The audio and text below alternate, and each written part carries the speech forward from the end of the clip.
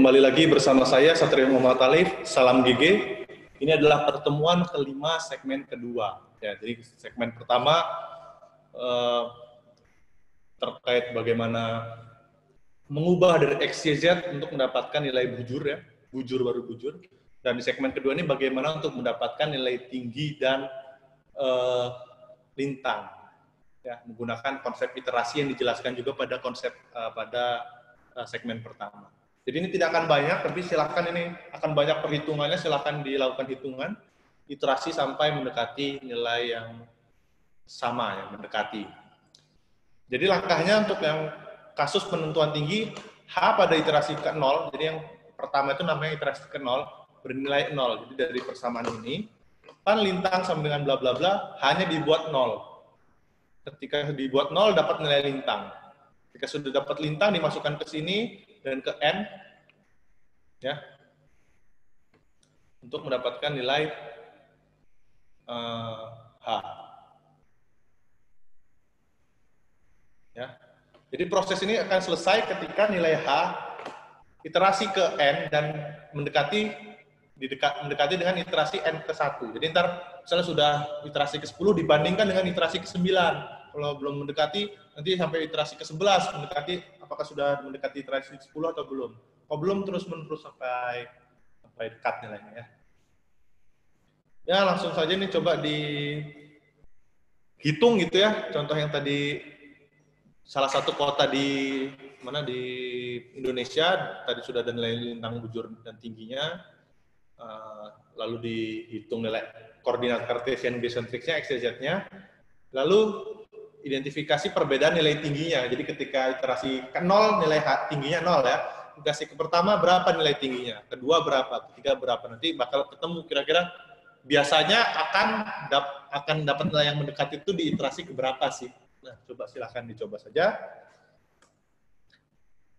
Ya, ini akan lebih banyak di latihan perhitungan ya dalam hal ini, dan memahami konsep iterasinya, membiasakan konsep iterasi di sini.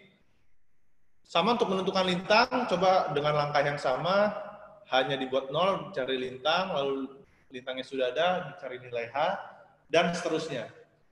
Dan ketika nilai H sudah mendekati, pada iterasi ke N sudah mendekati dengan nilai H pada iterasi sebelumnya, contoh tadi iterasi ke 5 sudah mendekati iterasi ke 4, hitung lagi lintangnya pakai H yang sudah mendekati tersebut.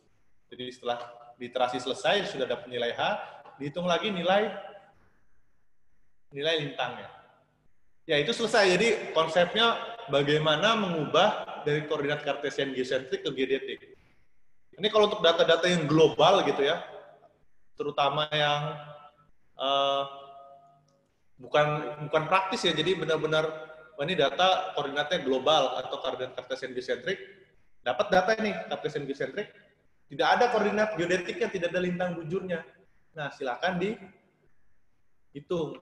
Atau ada lintang bujurnya tapi kita tidak tahu nih pakai ellipsoid referensi yang mana.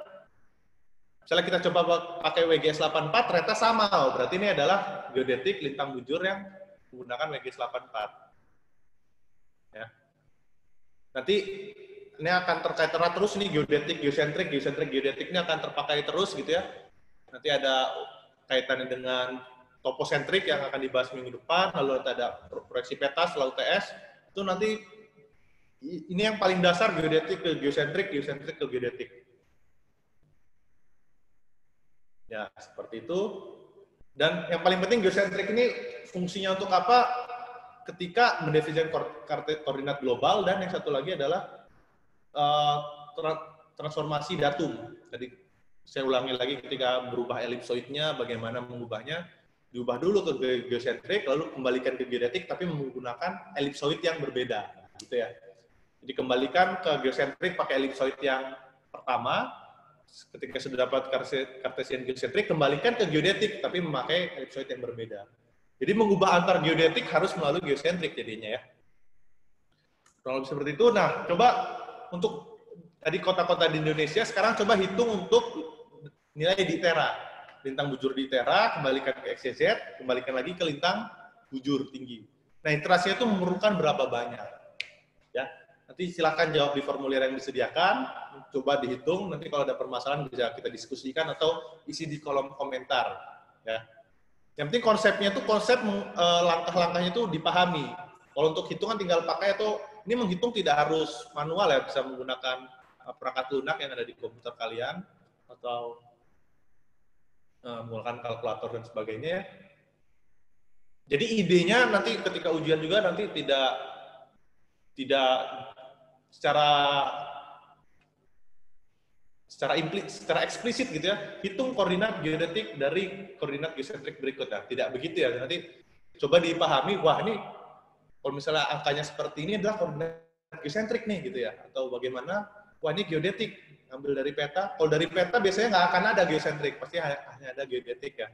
Tapi ketika ingin transformasi datum, elipsoidnya diganti, harus dikembalikan dulu ke geosentrik. Oke, ini untuk koordinat kartesian geosentrik sudah 2 minggu selesai ya. Nah, nanti minggu depan dan minggu depannya lagi sampai UTS, itu adalah sistem koordinat kartesian toposentrik. Toposentrik pusatnya di permukaan bumi. Minggu depan yang bagian pertama, minggu depan lagi yang bagian kedua. Oke, ini adalah akhir ya. Jadi sekian, arigatou gozaimasu. Sampai jumpa minggu depan.